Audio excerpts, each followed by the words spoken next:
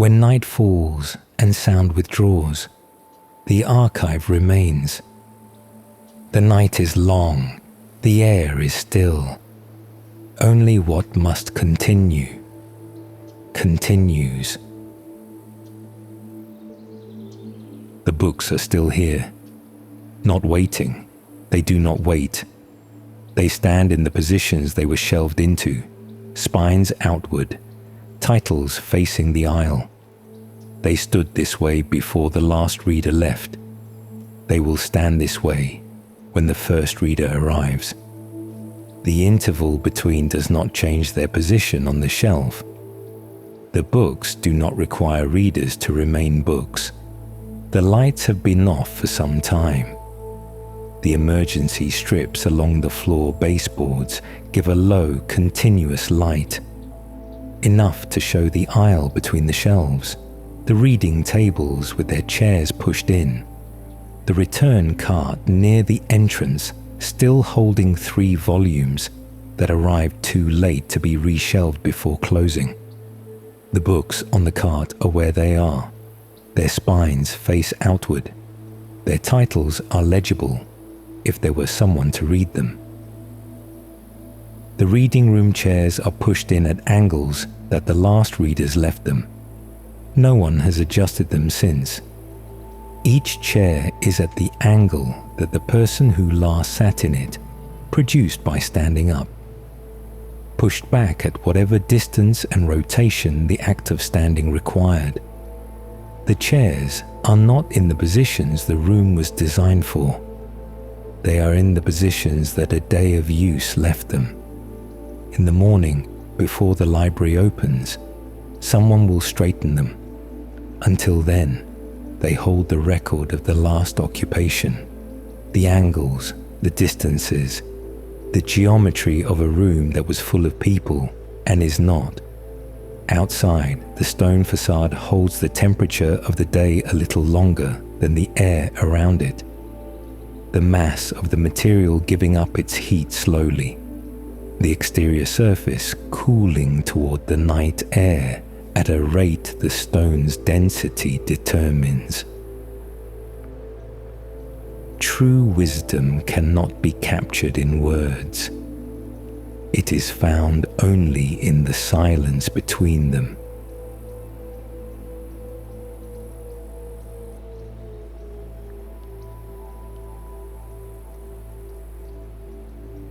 The dust on the upper shelves is older than the dust at eye level. No hand reaches there regularly. The surface has been accumulating since the last time someone cleaned it. Longer ago than anyone currently working in this library was employed here. What sits on the top edge of each volume, on the horizontal shelf between books, in the slight gap where a spine does not quite reach the shelf's edge, is the deposit of that interval. Fibers shed from paper, fragments of binding cloth, particles carried on the air when the ventilation runs and when readers pass through the stacks. The dust holds everything in the order it arrived, which is no order at all. A fiber from a volume shelved decades ago and a fiber from one acquired last month are both present, indistinguishable at the scale of the eye. Both simply fiber, both part of the same accumulation. The order that time produces when it is not interrupted by intention is this: everything together, depth as the only record of sequence, earlier below and later above, the layers too thin to count. The dust is also from the people who have been here. Skin cells shed in the act of reading, of reaching past one book to retrieve another, of sitting at the tables for hours with a volume open on the surface.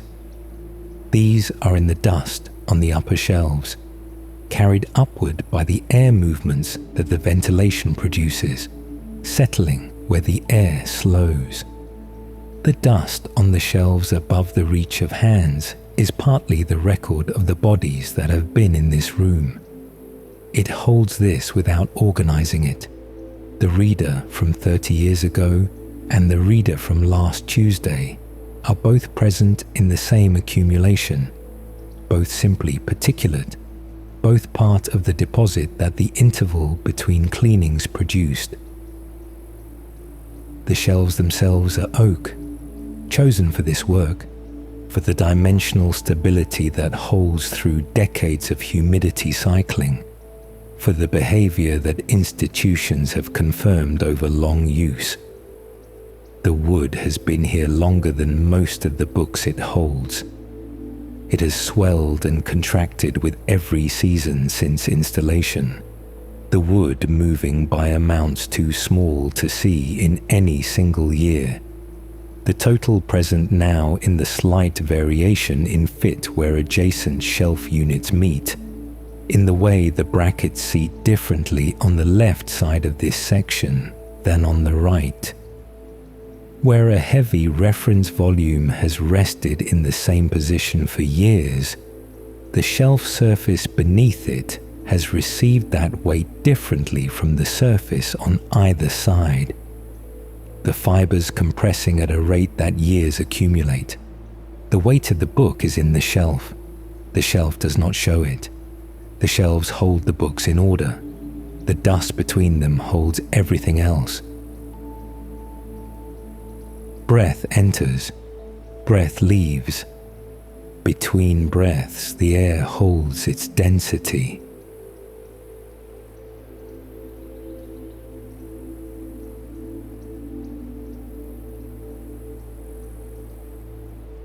The paper inside those books is not what it was. The change is not visible from the spine, not visible from the outside of any page. It is in the fiber, the cellulose that gives paper its strength, the long structural threads bonded to each other at their contact points, the network that holds the sheet together against the small forces of handling. The threads shorten over time. A sheet whose threads have shortened enough tears rather than folds, yellows from the outer edges inward, becomes the kind of paper that resists being turned. This is further along in some books than in others.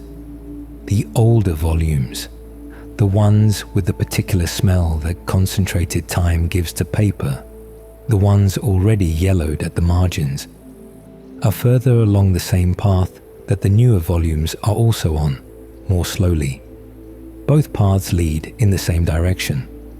The difference is only position, how far each has traveled, how much of the original fiber length remains. The smell is part of this. As the fibers break down, the paper releases what it has been holding. The compounds enter the air of the room at concentrations too low to name individually. They register as a quality, a character, the atmosphere of a space that holds many books that have been here for a long time. The air carries what the paper is giving up. Every hour the room is closed, the concentration increases slightly. Every hour the ventilation runs, it disperses. The smell that greets the first reader in the morning is what the books released in the dark. The paper in a closed book changes at the same rate as the paper in an open one. Closing the cover does not stop this. The pages pressed together in the dark are the same pages they were this afternoon when a reader held the book open under the reading room light. The night does not interrupt the change in the fiber. What the night interrupts is the reading. The paper's own work continues regardless, at its own pace, in its own direction, without requiring the book to be open. The book that is read every day and the book that has not been touched in a decade are on the same path. The fiber in both shortens at the rate that the temperature and the acidity of each allow. The hands that have turned many pages left oils on the margins, left the slight compression of thumbed corners, left the record of use on the surfaces the use touched. But inside the text block, in the body of the pages where the hands did not reach, the fiber in the frequently read book, and the fiber in the untouched book are at stages determined by time and chemistry, not by reading. The reading did not protect the one. The neglect did not damage the other. Breath enters, breath leaves. Between breaths, the air holds its density. True wisdom cannot be captured in words. It is found only in the silence between them.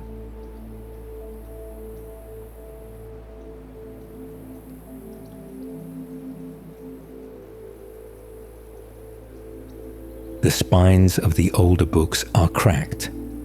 The crack appears where the stress concentrated, at the hinge, the line where the cover board meets the text block, where the board swings away from the spine each time the book is opened. The adhesive at that joint has been flexed many times. Each opening puts stress into the dried glue.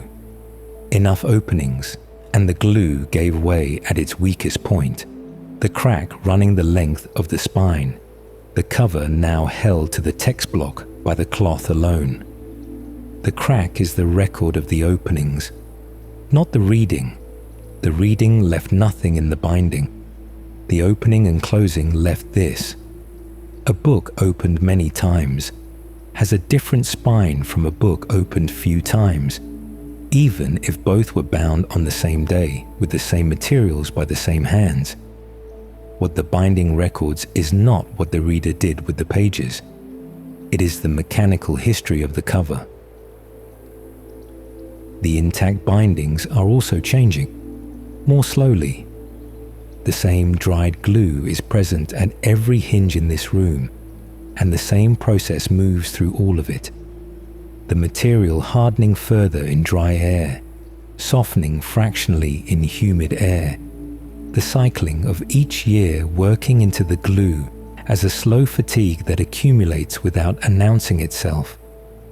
The binding that is intact tonight is earlier on the same path the cracked binding has traveled further. Both arrived at their current state through the same process. One has simply had more time, or more openings, or both. The bindings in this room are at various stages, intact, beginning to stiffen at the hinge, cracked along the spine, repaired, a strip of cloth or tape applied at the failure point, the original path interrupted and redirected. Each state is a position on the same path. All of them here tonight, in the same dark, the glue in each responding to the same air at the same temperature and humidity, each at the stage the years and the use have brought it to. Consider what the repaired spine holds. The original cloth is still there beneath the repair tape, at the point where the glue failed. The failure is still there, the crack in the dried glue, the separation between the cover board and the text block, the line where the joint gave way. The repair did not remove the failure. It covered it, redirected it, gave the book a surface over the place where the original surface broke. The tape and the cloth beneath it are both present in the spine.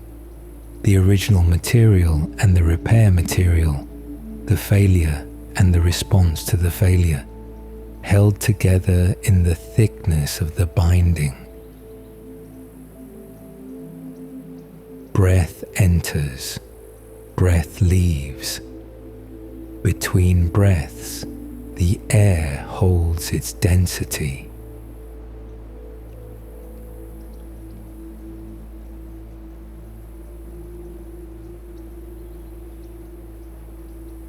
The color in the spines is leaving. Not tonight, not at any pace a night produces, but across the years these books have stood here. The dyes in the cloth and leather have been giving up their color to the light that reached them. The energy in light breaks the bonds that hold dye molecules in their colored configurations. When those bonds break, the molecule changes shape, and the changed shape absorbs and reflects light differently.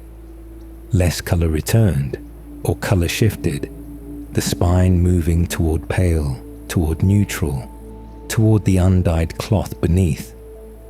The outer books have faded more than the books behind them. Pull a volume from the front of a shelf and hold it beside the volume that stood in its shadow. The inner book is darker, closer to what it was when it was made. The outer book has given some of that color to the years of light that fell on it directly. The difference between them is the record of position. Which one faced the windows, which one did not. They may have been shelved the same day. They are not the same color now. The fading is not uniform even across a single spine. The top of each spine received more light than the bottom. Closer to the overhead fixtures, angled differently to the windows, the center faded faster than the edges, which spent years in the slight shadow of adjacent volumes pressed against them. The gradient across the surface of one spine is the map of the light that spine received across its years in this position. The accumulation of every day of being shelved here, at this angle, between these neighbors. Tonight, the dyes are stable. The overhead lights are off. The emergency strips illuminate the floor, not the shelves. The books face the aisle in whatever color the years have left them. The process that light drives suspended for these hours. For the color in the cloth and leather, the dark is the condition under which nothing is lost. The interval in which the spines hold what they still have, unchanged, until the light returns. The books that have spent years in this particular position have lost color in this particular pattern. Move any of them to a different position, and the fading that continues will be different. A different angle to the windows, different neighbors creating different shadows, a different portion of the spine exposed to the overhead light. The fade pattern that each book currently carries is the record of where it has been. It cannot be transferred to another position without the pattern becoming a record of two positions, the old fade and the new, the history of the first location preserved in the color that did not return. The books lose color in the light. They hold it in the dark. True wisdom cannot be captured in words. It is found only in the silence between them.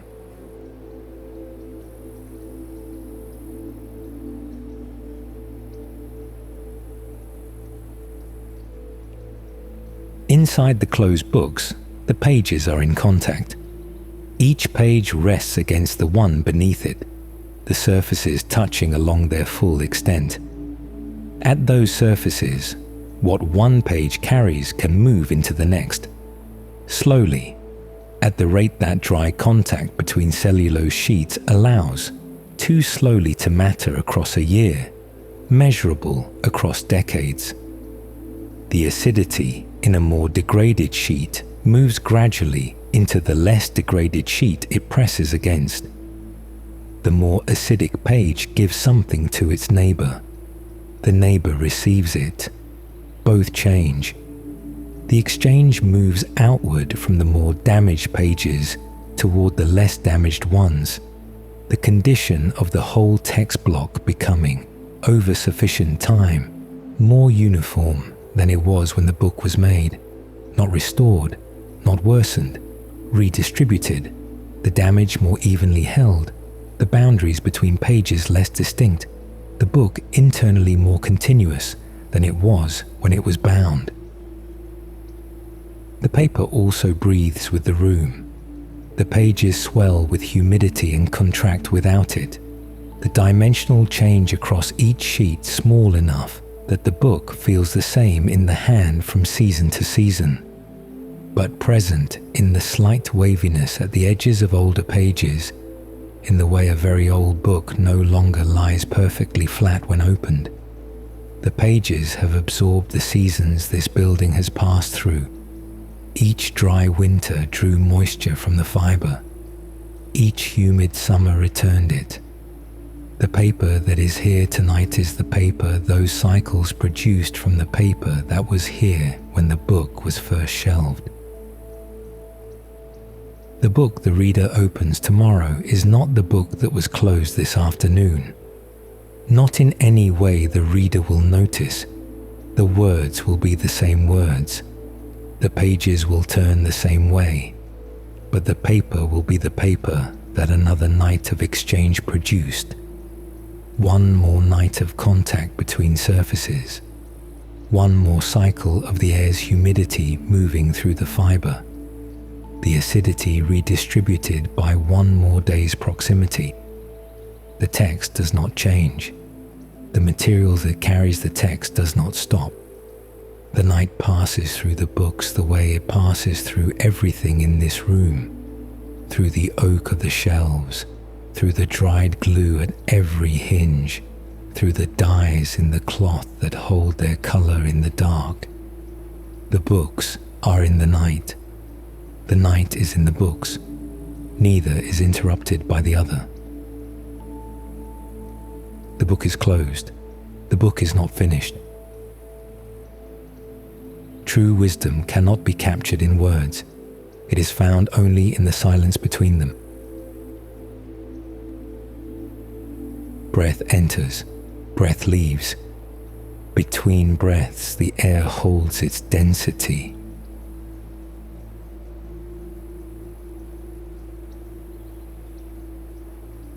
When night falls, the archive remains.